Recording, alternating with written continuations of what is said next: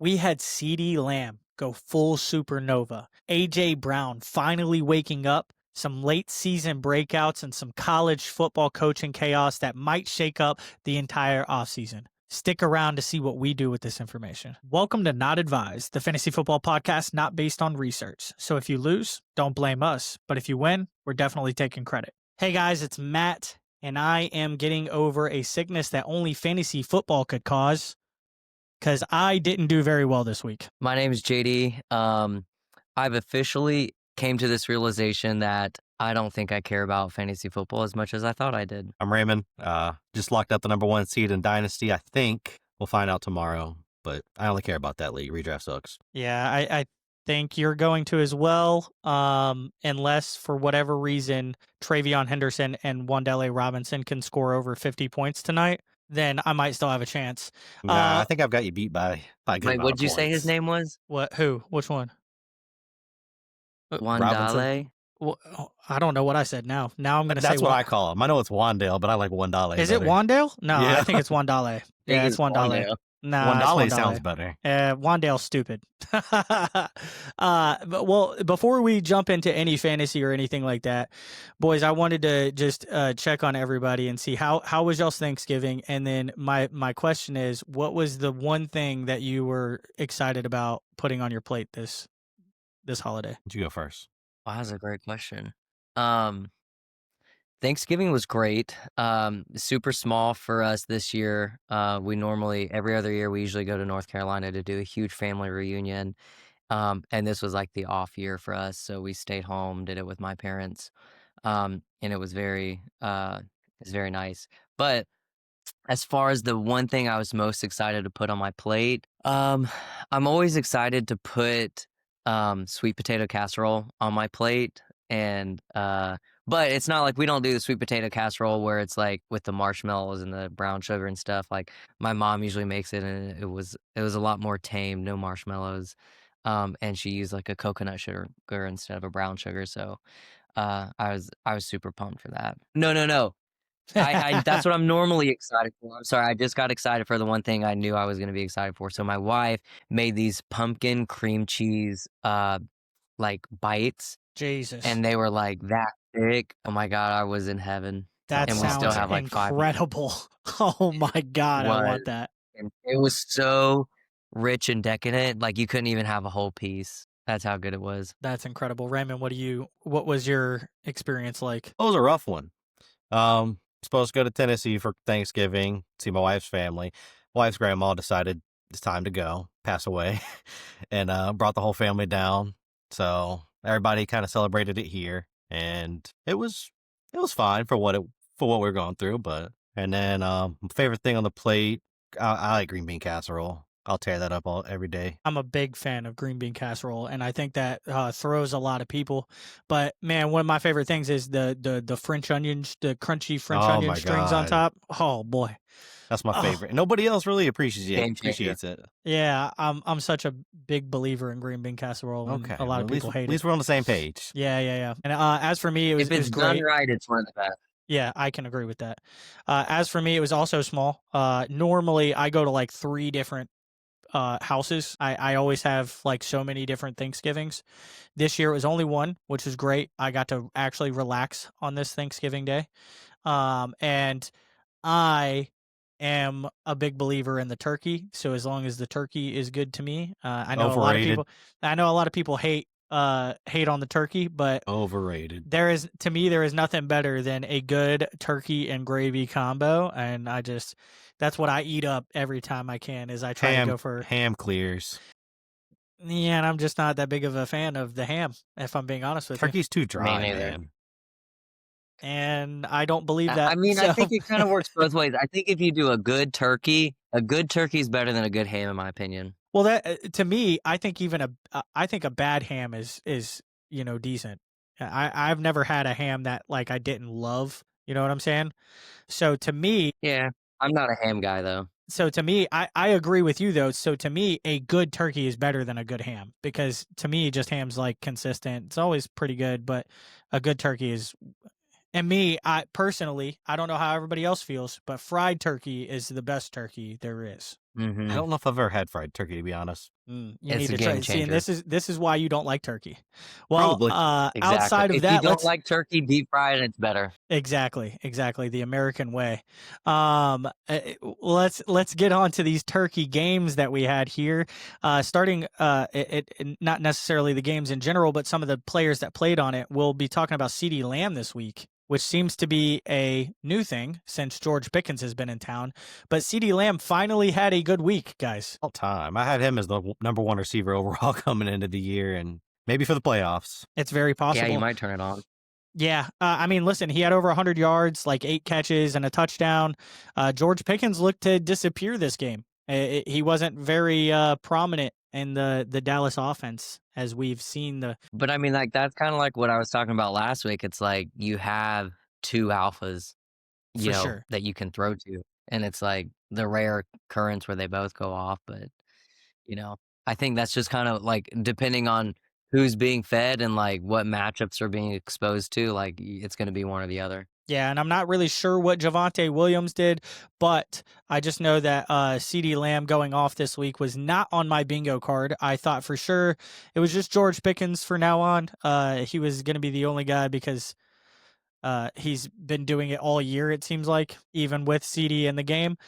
So I was super surprised. Raymond, how do you think it will shake out for the rest of the year? Do you actually believe CeeDee Lamb will continue his greatness, or do you think it'll be George Pickens? I think CeeDee Lamb's just going to take over. I think he's finally getting his confidence back. Beginning of the season, he's hurt, had a few drops, and I just think he's got that mentality now that nobody can guard him. I think he said that.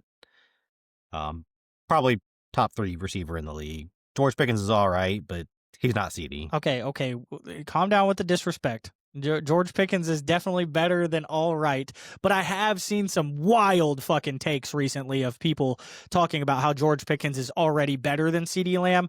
I don't necessarily think that, even though the stats are in favor of George Pickens, but I still think CeeDee Lamb's the better receiver. Going up against the Lions this week, so it should be a shootout.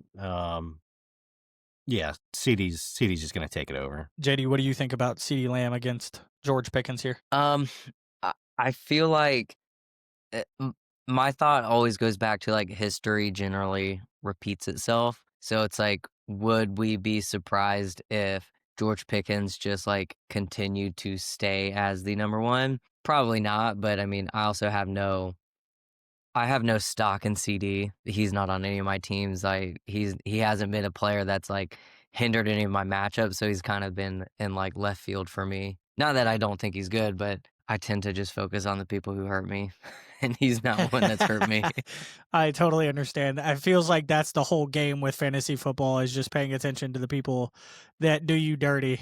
And I will say I'm biased. I followed CeeDee since he's Oklahoma, so I'm a big CeeDee guy. That's fair. And I feel like Lamb. CeeDee fell off once he got injured, and then it's like I sort of mentally wrote him off.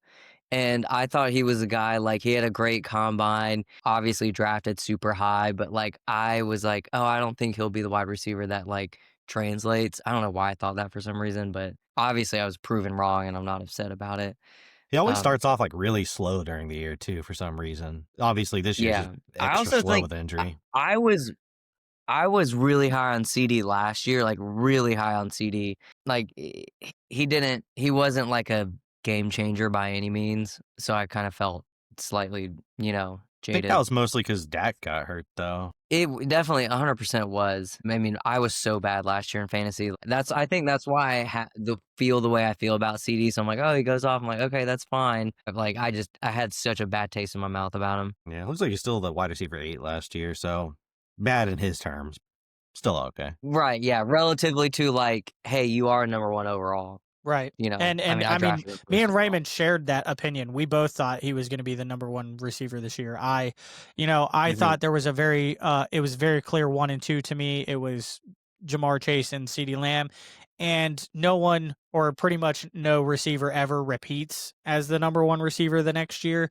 So that's why I was leaning more towards CeeDee Lamb, even though if I had the number 1 pick, and I did in one of my leagues, I took Jamar Chase because, I mean, he was the best receiver the year before.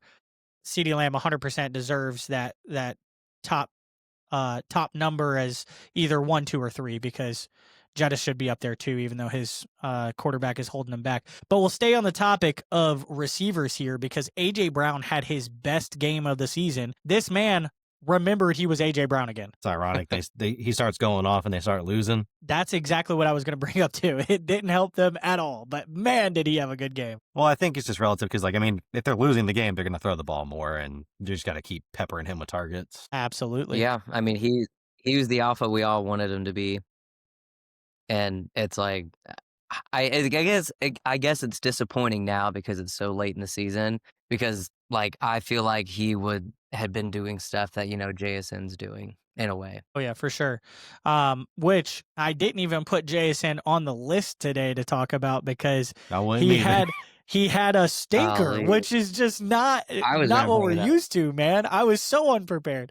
Raymond, I think he sent it in the group chat, but Raymond had sent out my receivers for Dynasty this week. Amon-Ra, 0 points. JSN, 4.3. Justin Jefferson, 2.4. And Adunze, 2.8. And what was the comment, Raymond, that you put? Yeah, I just said you asked what kind of bad thing you did for that karma. I don't know. I tried to watch football this week.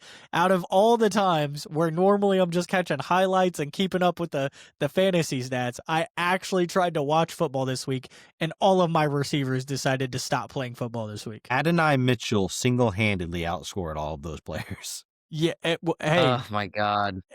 And he was on your bench. Yeah. I know. Because why would I start him? I mean, yeah, you got to start those guys, but it's just funny. Yeah. Fantasy football is so stupid.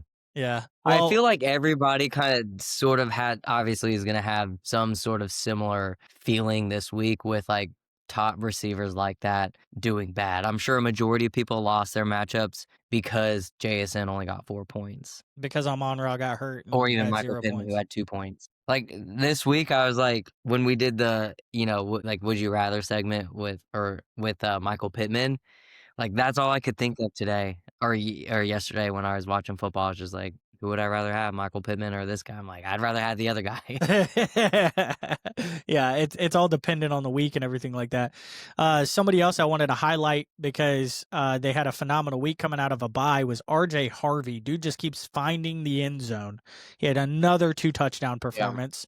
Yeah. And, you ever have that guy in fantasy where you hate him all year and suddenly he's the guy that's keeping your season alive? I feel like that's RJ Harvey right now. I didn't see the game much yesterday, so I don't really know what he did. I remember getting offered basically RJ Harvey for nothing, and I just forgot about it. The next day, he goes off for 3 touchdowns, and yep, I regret it. Well, he only had 62 yards total he had 35 rushing yards and 27 receiving yards, but he had 2 touchdowns. So, and he did have 13 carries. So, and 3 catches. So only 47% of the work out of the backfield, but it seems like they use him in situations where he's scoring the ball, Yeah. Mm-hmm. Should have expected J.K. Dobbins to get hurt and give him the backfield. But who would have thought? Nothing new. Is J.K. Dobbins hurt? I have no idea if he's on the IR right now. I did not know that, but it does not surprise me because J.K. Dobbins has always been that injury-prone running back. Exactly. He had what? This last year was his the first longest year he's ever had. I think this is the longest year he's ever had. I think last year he was all right, for most of the season. Was he in Denver then too? No, he was for the Chargers. Oh, well, last it's because season, he probably didn't play a lot. No, he was the running back 13 last year, or no, running back 24. I'm sorry. Okay, I was about to say that's crazy. Yeah, he played 13 games last year. Okay, so okay, not bad. He played 10 so far this year. Yeah. Well, keeping it on the running backs here, I am a little sad about this one, but it seems like Chuba Hubbard is taking the job back from Rico Dowdle. Rico's bound to come back down to earth eventually. Yeah, and I don't know. I mean, Chuba did have the majority of the snaps in the backfield. He had 59%, and he had over 100 yards from scrimmage and a touchdown. It just hurts. It feels like Rico Dowdle is still the better running back, and now they're just leaning back towards Chuba. So, but overall, that game was super surprising. Regardless, I know that we're not covering the game exactly, but the Panthers upsetting the Rams in a shootout Elite. is crazy. The Panthers are the wildest team in the league. They've lost to Well, some see, of the worst teams, but beat all the good Mhm. teams. But it feels, I mean, they're definitely trending in the right direction. That's how I feel about, the Panthers. Yeah, BY is stepping up, and it's when he's smiling out there, then they're about to win the game. Like that 4th down pass to Ted for the touchdown, it was beautiful. Yeah, that was insane. And the fact that was his only catch of the day. I know, dude. I have Tet in a couple leagues as well, and he was burning me, but at least he pulled through. None of the Yeah. other receivers could do it, but Yeah. at least he pulled through. Salvageable. At Yeah. least he got a touchdown. Yeah, I mean, I had Jalen Coker on my bench in another league. That I was did too. nice to look at on the bench. What But did it's he like do? you can't like Jalen Coker's not a guy you're gonna start. He's just not. Coker, let's see. Oh, Where's he wow. at? I mean, 17 maybe if it's a points. dynasty league. Yeah, 4 but- catches, 74 yards, yeah. and a tutty. Yeah, that's not bad. On 6 targets, too. That's pretty good. I didn't know he was getting that kind of work. Yeah, he's kind of taking over the Well, slot, he was- hopefully. He was kind of supposed to be like between him and Ted, the two guys they were gonna really rely on. But Jalen Coker was hurt for half the year, and then it's taken him a few weeks to kind of get up to pace. Yeah, absolutely. Last little thing here. Brock Bowers had another week, and he is slowly climbing up the rankings again. Even though he's had a lot of zeros on his card this year, he is the tight end number 5 right now, which is crazy to me. Brother, it just that shows you catch he how. had Yeah, was insane. I mean, listen. I know Trey McBride is having the year of a lifetime, but I still can't not give Brock Bowers the number 1 as a tight end. I think if he's Okay. fully healthy and he has a competent quarterback who can throw him the ball, he will 100% be like the next Travis Kelce or Rob Gronkowski, whatever you want to compare him to. He's insane at the tight end position. I can agree. I mean, you Well, see what I mean, this is go ahead. I was going to say. You see what having a competent quarterback did for Trey McBride. Go from Kyler to Jacoby Brissett, and I didn't think Kyler was that bad, but in 7 games, Trey McBride has more touchdowns with Jacoby than he does in his entire career with Kyler. Yeah. Yeah. Well, listen, Jacoby Brissett, I didn't put him on here, but he had another good week, man. He was number 9 on the week, 300 passing yards, 2 passing touchdowns. He only had 1 interception, but the man's just slinging it, pick him man. up. He had another 40 pass attempts. I've seen that He's a apparently veteran. since he took over as quarterback, the only quarterback to have more points than him than fantasy is Josh Allen. Yep. Yeah. Insane. I can believe that. Do I you think know you got what him off week the he waiver took over? wire. Like 7 maybe. Week 7. If that's the case, Trey McBride has scored 6 touchdowns since he took over with Brissett. It's like week 6. Oh, week 6. Okay, then good. It's 7 touchdowns since Brissett took over. More than his entire career with Kyler. He's last week against Jacksonville was the only week he has not had a touchdown since Jacoby Brissett took over. This man had 1 touchdown Man. last year. Yeah, and I think he only had 1 touchdown this year before Brissett took over. Yeah. Yeah, he only had 1 touchdown this year. That probably would have been his only touchdown of the year if Kyler Murray stayed on as the starting quarterback. It's insane. Well, just curious if anyone wants to comment who burned you the most this year and who saved you.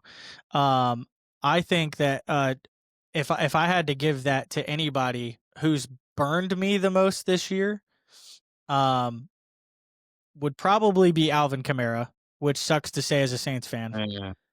Yeah. And this is just going off of our 12 Angry Men League, Raymond. Because I'm Was sure your I could. RB1. Yeah, I could exactly. And he's not been RB1 at all this year. He's been number 35 on the year. But somebody who saved me the most this year, even though this week was awful, was Amon-Ra St. Brown. He's just been that guy. I mean, he's number 4 on the year, but he's been consistent throughout ever since I got him. And I Yeah, love you're having him in welcome. every league that I can. Yeah, I traded him to you. My season was over at that point, week 3. I was trying to make some changes. Didn't work out. I'd say the person that burned me the most is myself. Oh, Just dang. drafting that team. That is an answer and a half, Raymond. Just that whole That's redraft hilarious. team is awful. But hey, I'm hopefully win a championship in Dynasty. Yeah, well, who's been the guy to step up the biggest for you in Dynasty? Daniel Jones. I mean, I got him for free off the waiver Wow. wire. Nobody else wanted him. Yeah. Literally got Can't be dropped. that. I dropped my entire fab on him and got clowned on. Look at where we are now. Same thing happened last year with Sam Darnold. I'm just saying. Maybe I'm a guru. Well, let me ask you this, because I know why everybody clowned on you for it. When you picked Daniel Jones up, did you honestly believe at that point in time he was going to be the clear number one starter? No, but I have Anthony Richardson, so I needed a little bit of insurance, basically. Yeah. I believed in Daniel Jones for sure, though. I seen what he did like his early years in New York without a competent team. He's got the mobility, he got the legs, got the rushing touchdowns. But I didn't know it was gonna be this good. I can't say that. Yeah. Well, who do you got for us, JD? Who has been somebody who's burned you and somebody who's saved you? All right, the person that has burned me the most and the person that has saved me the most is the same individual. Dang. God. Cam Scatterbo. Oh yeah. At the beginning of the year, he was, when he took over finally, which was so week he 3, right? He single-handedly kept me at the top spot in every single one of my leagues because of every game. The moment he got injured, my team started to kind of like hang on by a thread. And because most of the leagues I play in are keeper leagues, I want to hold on to him for next year for like my redrafts. And I considered before the trade deadline hit, I considered shipping him off to like potentially win a championship, but I got him for nothing. So it's really hard for me to trade that away for, just championship, knowing I'm in the perfect spot to, build for next year. But which sounds weird because like I'm ranked really high in all the leagues, like within the playoffs, but because I'm hanging on by the skin of my teeth, it's like you don't that's feel the one good. guy that he was going to be the anchor piece to really say, yeah, we're definitely going to win. But now it's kind of a push. How to keep him as a good locker room guy. Exactly. Even on your fantasy team, he's a good locker room guy. Well, talking about our leagues and everything like that, I wanted to bring up my records because I'm a little all over the place in my leagues. I am 8-5, 5-8, 7-6 in 2 leagues, and then unless that miracle that I talked about earlier happens, I'm gonna be 9-4 in Dynasty. I'm making the playoffs for sure in 2 of the leagues, but the 2 leagues that I'm 7-6 in, I've gone on like a 3-week loss streak in those leagues where my team is just not performing at all, and it's gonna come down to next week whether or not I make the playoffs. And let me tell you something, my cheeks are clenched, boys. I am not excited for next week. And I also want to say this, I am not watching football next week. So that neither. So that hopefully my teams can freaking perform again, man. Yeah, that doesn't sound like you're like at the bottom of any of those leagues, so No. The one league that I'm horrible in is our 12 Angry Men League, where I'm 5-8 now, because our lovely host CJ, who's currently in Disney, and celebrating his first victory in 9 weeks over me. Insane. How could you lose to him? Yeah, well, I'm on Raw. Got hurt. I have 0 points from him. DK Metcalf still sucks, and I week after week start him, which is okay because nobody on my bench did better than him. But yeah, I mean, truly, it's not even kidding you. He beat me by 7 points. If Amon Ra plays a quarter, I win this game. Right. But that's wow. Yeah. I hate that because I'm second to last, so like I'm kind of catching up to him. He's right on your heels. Let's see here. He's got like 200 more points scored than me too. It's insane. Funny enough, I'm not out of playoff contention in this league. Really? Yeah. Oh yeah. Me and Alex are still in it somehow, and we're both 5-7, going to be 5-8. Well, after this week, okay, because Monday hasn't happened yet. So come tomorrow, I may be eliminated from the playoffs. I'm projected to beat Alex. So, hello. You're still here, just your camera's gone. There you go. Okay. That was weird. It happens. But yeah, that's the only league that I'm for sure like not even looking at the playoffs because I don't think I'll be able to make it. But the other 2, I'm super close, and I'll be real sad if I drop out of the playoffs of those leagues. Hey, just shoot for 50-50 as long as you make the playoffs in one of them. If I can win the playoffs and one of the 7-6 ones, though, I'll recoup all my money for every league that I'm in. You never know what happens once you get in. Exactly. Yeah. Are your Before, playoffs are they individual games, Matt, or are they like combined games? no, they're individual. I will never play in a combined league. That scares the shit out of me. Are yours See, I combined? would much rather play in well, one of them is, the rest are not. But I would actually prefer the combined games because if you're building a team throughout the year, then okay, well, like for example, if JSN has his off week, you're like, okay, well, he can literally get 40 points next week, and that averages out to 20 points, a game. That's where I feel like it benefits you if you have guys that are true alphas and they do have an off week. But I mean, kind of give and take. I mean, I don't really care, but because if it's not, then if you do have a first round bye, that kind of essentially makes up for it if you really are, elite in your league. But True. Yeah, I can see that. No, I don't play in any of those kind of leagues. But it does scare me to have to depend on 2 different weeks to win them. I just feel like I would yeah, lose because one of the weeks, every single person on the other guy's team is going to get 40 points. You know what I'm saying? It's just going to be ridiculous, and yeah, it'll be I'll, one of those weeks. I'd be like, but I beat you the first week, so I should be moving on. I technically should be moving on. That's how I would feel. That's always bittersweet. I mean, it feels great if you beat the team who flopped, but Right. it's kind of like you're hanging on for dear life if you make it to the next game. Yeah. Yeah, exactly. All right, before we move on to college here, I wanted to bring up 3 people that I think you can try to add moving forward for the playoffs, or even if you're on a shaky week 14 thing. Adonai Mitchell, I think, is coming in at the right time. I don't know if Garrett Wilson is coming back this year, but He's supposed to be. I think he can come back week 15. well, if he comes back, Adonai Mitchell might not be as good, but he had 12 targets. The dude's going off, so I think he's a sneaky ad going forward.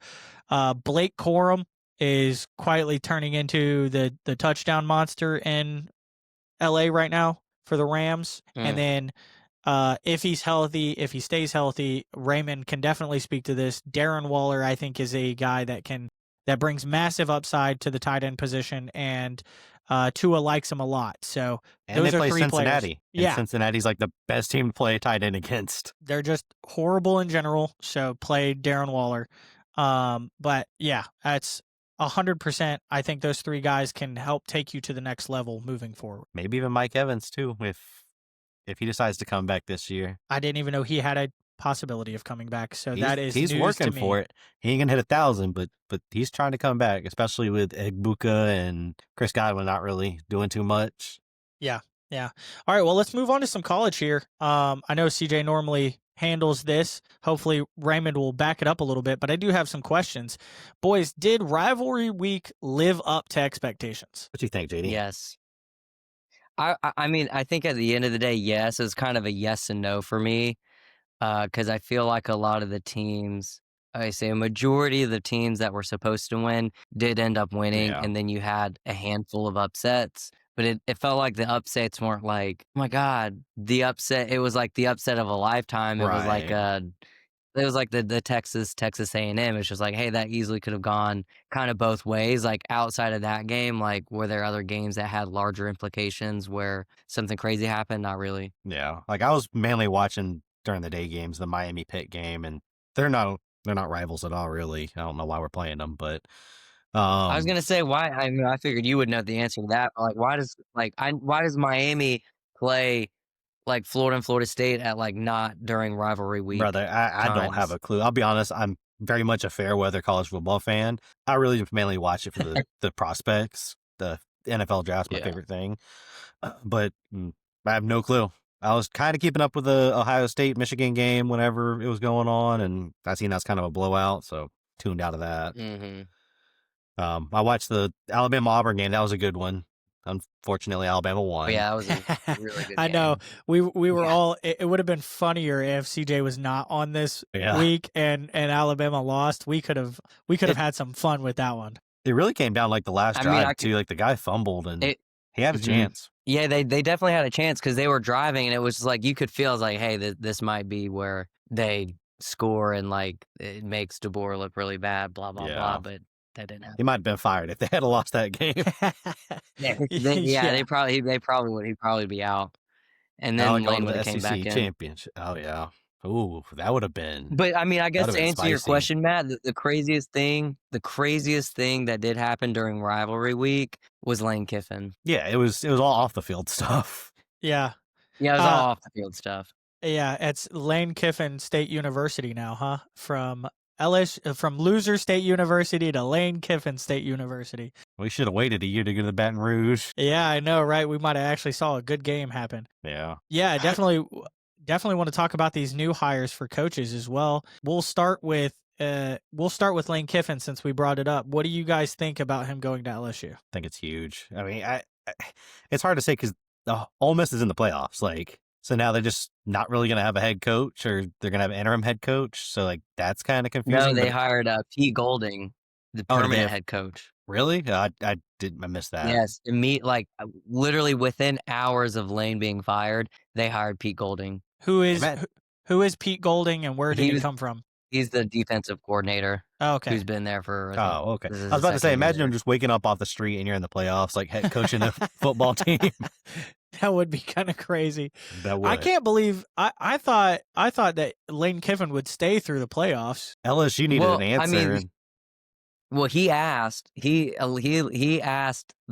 president of, and then one of the other guys, the AD, he's like, hey, let me stay through the playoffs, but I'm going to LSU. And they were basically like, hell no, you're not going to coach for LSU, because the hardest part about all this is the transfer portal opens January 2nd.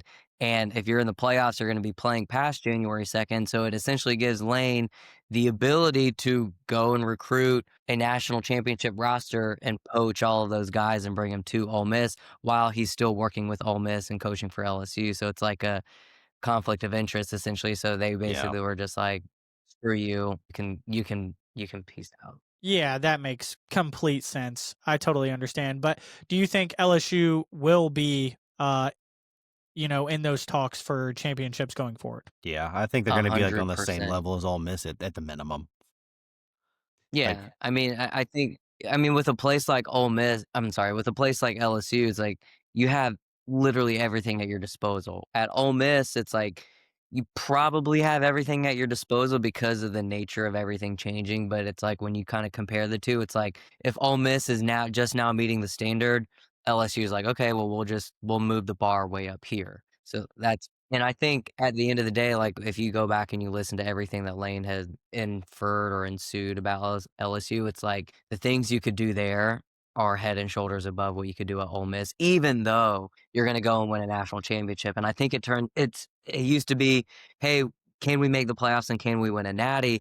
To can we make the playoffs? Can we win a natty? And can we do things in a way that's literally never been done? In other words, $25+ million roster and bringing in coaches you probably would never consider, doing things that, Ohio State normally does. Right. And I've seen a lot of people saying too that like Lane's done all this basically just playing the transfer portal game. He hasn't even really had the chance to recruit high-level recruits yet. Now he's going to get that opportunity. Mm-hmm. He's already posted a picture on Instagram or something with a number one recruit in 2027. Like the day he landed in LSU, he posted that picture. That's crazy. So and you really not competing with anybody in the area. Like in LSU, there's no other schools. Yeah, I think the hardest part that I've been wrapping my mind around the last 24 hours or 48 hours has really been, it's like the Lane Kiffin legacy. So it's like since his time being accepted into the fan base as Power 4 head coach at Ole Miss at a SEC school, you're doing really well. Your relationship salvaged, family life looks really good. Ole Miss has literally given him the world. And then it's like you drop Ole Miss like a sack of potatoes and you're the instant villain. And like those are the things that go through my mind. So it's kind of like, okay, well, are you still going to get and maintain that level of respect that you had at LSU or at Ole Miss at LSU now? I don't think he does, because he'll have to lean into that villain card and be, that guy, because people essentially, even though he wins, it's like, well, it's like, oh, cool. Like you won, you did exactly what you would have done. And it will never feel as impressive because it feels like it's like on College Football 26. It's like, okay, let me just go, play on, varsity. Hey, well, listen, rather than going to play every even a villain can be a hero in someone else's story. So he'll probably be that You're not hero wrong. for LSU. You know what I'm saying? The LSU Ole Miss games. You are Maybe we correct. need to go to that game next year. I want to go to that game. That's gonna be a good game to go to. It's at Ole Miss. Yeah, it's in Mississippi, so we haven't been to that stadium yet. I love it. I'm so down. All right, okay. Well, let's move on to maybe something that's a little bit closer to home for you, JD. Because Florida has their new head coach, and I'm So probably we gonna hired say this John. wrong. I say we. What's his name? His name. Well, I want to hear how you say it. John Somerall. Ding, ding, ding. Wow. It was right. Okay, cool. Yeah, you were right. Yeah, John Somerall. He was Tulane's head coach, super elite coach, probably one of the most sought after coaches outside of Lane Kiffin. And like all of Florida fans were like, hell bent on wanting to get Lane. And they literally missed big time on Lane, and that kind of pissed the entire fan base off. But now that most of the tension has kind of like simmered down, like everyone's really excited about it technically, but there's also like a lot of the fan base is jaded from hiring another, group of 5 coach to be the next guy, because that's exactly what Billy Napier was when they hired him. He was supposed to be the next big guy. I am personally like a forever optimist when it comes to like hiring these kind of coaches, and like Billy left Florida in a better situation than Dan Mullen left Florida when he had left. And it's like, when you think about who Dan Mullen was when he left and then when Billy came in, it was like, well, yeah, Dan Mullen was a far better coach. He was, another Power 4 coach who took over Florida, but you left the program in shambles. But Billy, like, everybody loved him, but he just sucked as an on-field coach, made a lot of really bad decisions.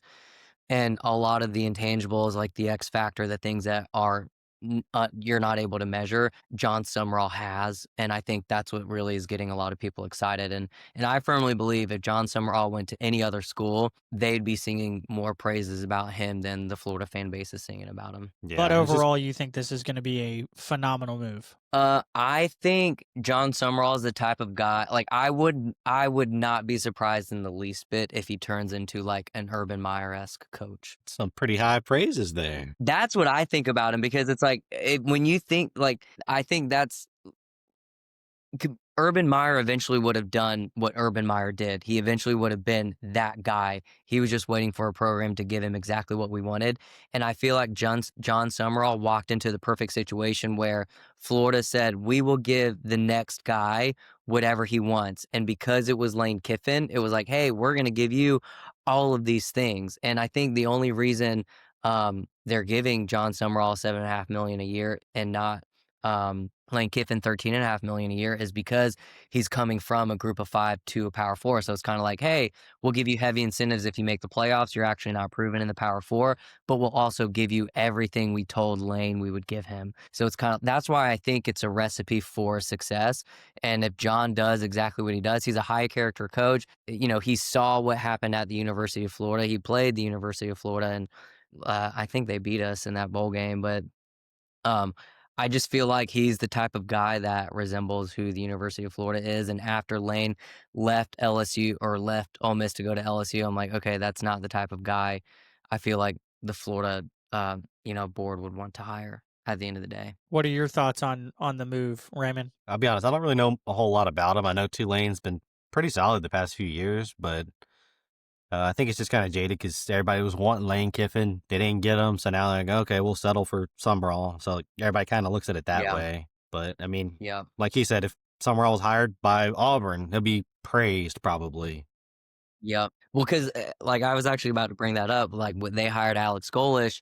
Personally, Alex Golish is going to be a great coach, but is Alex Golish going to be the guy that like can win multiple natties? I don't think so. Like he'll probably sniff the college football playoff, but like I liked his offense, but I didn't really like how it was run, because it's like I went to the Florida USF game and I never felt like, obviously the USF team was not more talented than Florida, but the way the offense was run, it felt a little gimmicky. And I think that's the only reason I don't really like his offense. But yeah, that's just my opinion. Will say I don't know anything about him either, but I just Googled him and he just looks like a fat Sean McVay. So I don't. That's a great comparison. I I'm out on him just from that. What Not out on a him? fan. Yeah, Google him. That's hilarious. No, but like, why? What's wrong with Sean McVay? I feel like Sean McVay's not a bad coach. He's not. He's elite. But this just looks like the off-brand version of him. Oh, It looks okay, like it looks like somebody played Sean McVay in a movie. I Like, gotcha. I don't think it's gonna work out. Okay. All right. Well, I will say, for whatever credit this gives, CJ seemed worried about the hire going to Auburn. And with him being an Alabama fan, that's got to say something. That means he's worried that Auburn was might be worried? good now. But it seemed like it. He said, "Oh no," whenever he sent that to us. Yeah, I mean, I don't know. Unless he was being I wouldn't be sarcastic. worried about I could totally see CJ being like, "Oh no," you know what I'm saying? it. But that's not how I Yeah. read it when he texted it to me. So it makes it seem like he's worried. I mean, you never know. Auburn's relevant about once every 10 years, so like they're due. You're not wrong. Yeah, well, I mean, I think the only reason I would be worried is because, God, what was his name? Who was the coach of Auburn? I forgot his name. You're asking the wrong person here. Why did I forget? Anyways, he could. I feel like you got to give me the name before I say it, because You don't want to be wrong. You don't want to be wrong about this. well, I don't want to be wrong. Oh my gosh, it's Hugh Freeze. Yeah. Hugh Freeze. So Hugh Freeze was just never able to like flip those, single digit scores or like, single score games like into his favor, because if he did, they wouldn't be in this position. I mean, as well as he wasn't the right type of personality, I think, to actually fit, Auburn with that particular standard. So that does make me worried about Alex Golesh, because he's also not really walking into another bad situation. It's just like a situation where it's like, hey, we just need to take one more step forward. Then we would have been more relevant in the SEC. And if you're more relevant in the SEC, that's, a bigger national landscape. So maybe CJ was worried. Maybe he can actually correct us next week. Yeah, we'll see. We'll find out when he's done celebrating his victory over me. You ain't gonna live that down. No, I'm not. Before we move on to bold predictions here, what do you guys like? What's the word on the college playoffs? How are things shaking out? Are there any surprises? And what do you expect to happen in the playoffs? I expect to get scammed. Miami's gonna probably be out of the playoffs, and Notre Dame's gonna be in it, even though Miami beat Notre Dame head to head. But how does that make sense? Don't they have to be in the same grouping in order for them to like then consider the head-to-heads? Isn't that what they said? Apparently, they said the head-to-heads don't matter at all. So yeah, because of how they do the groupings, I think, because they do it in like groups of four. I have no idea. That's what I think I saw somewhere on Instagram, but which I think that's stupid. Yeah, and how does Duke in the ACC championship game? Duke has 5 losses. Miami has 2. Like the way this is. What's their record in the ACC? Obviously, it's better than ACC.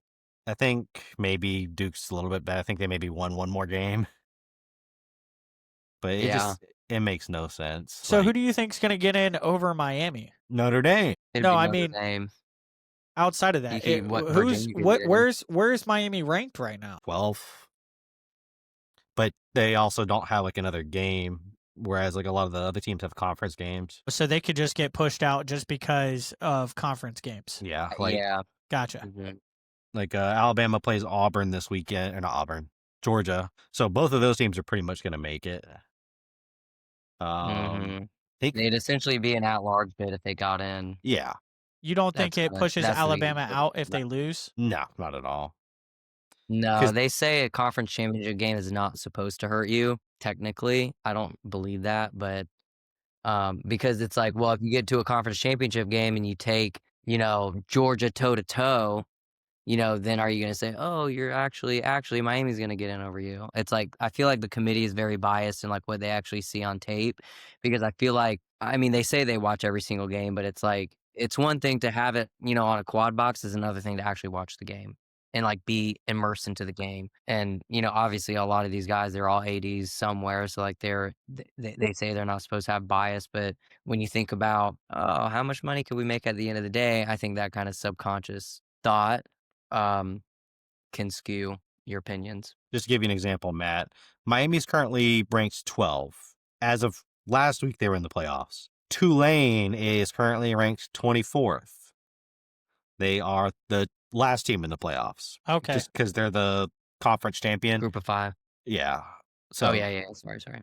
But, I mean, I don't know. Just they need to shake it up. Obviously, I'm just biased, but yeah. but Well, they need to shake it I up. mean, biased, but your team seems to be better than some other teams that are getting in, so that makes sense. Like, they could be anybody, but they could also just lose to Tulane. Like, you never know. Yeah. But I'm also like a Texas fan on the side. And I don't think they're going to get in either. But I think they could make some noise too if they got it. They should be. I mean, like, when you're thinking of, like, someone like Texas or Miami, you're kind of like, Yeah.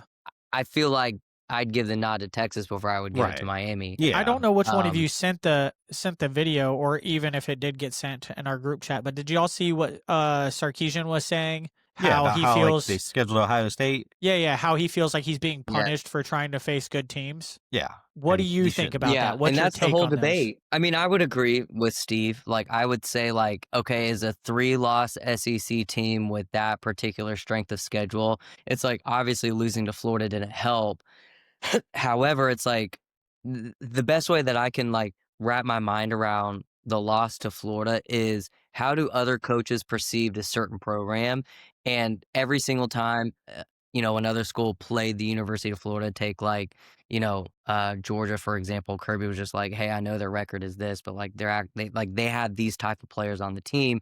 And those are type of players every single college football head coach would agree, hey, these are absolute freaks that can be game changers, but there's a game within the game. So I feel like if you're really trying to break it down and you're wanting to bring the human element into trying to make a decision on a particular team, I agree with Steve. It's like you can't take that away from them losing by 1 score to the number 1 team in the country at the very beginning of the year.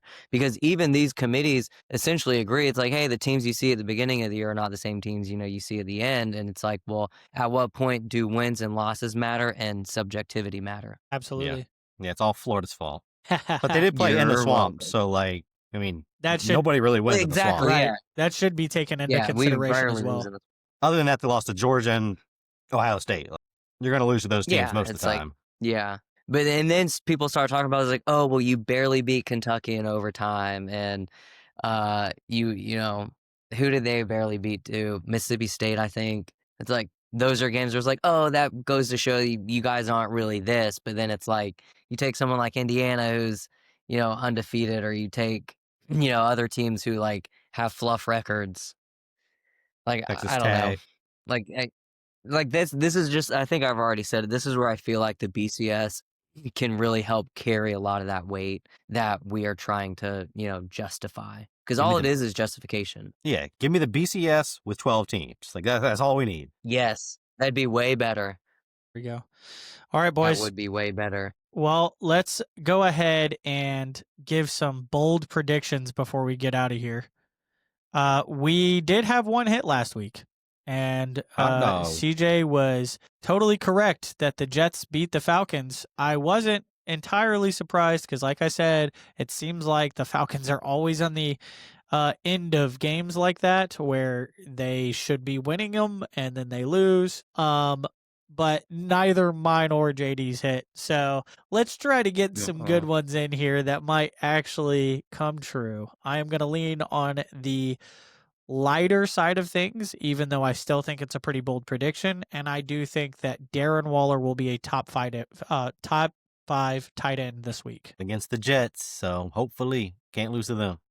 Well, somebody can, because the Falcons just did that. We almost lost to them too. So yeah, you also almost lost to us. So the Saints almost got one over on you. He didn't touch that ball. Anyway. What do you got for us, Raymond? What's your bold prediction for this week? Too much thought into it. I am going to say, though, college football side, I think Bama beats Georgia again. I don't know if that's a bold take.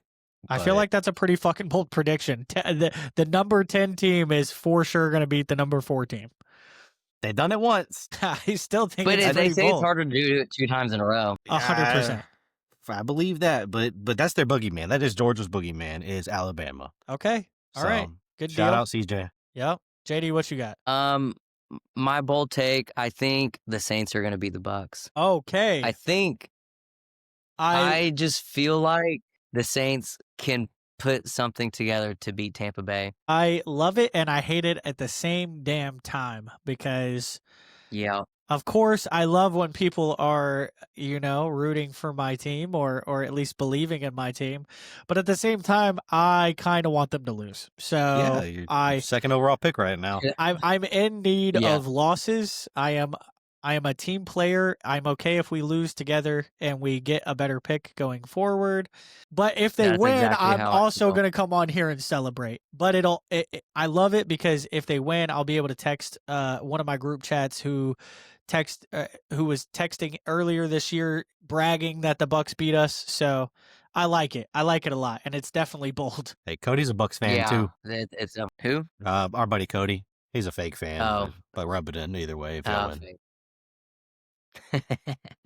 Yeah. I mean, I do want the Saints to have a good pick, but I didn't see another game that I really wanted to take a bold pick on, and it's a win-lose if I win. I like it. I like it. I like it. I like it.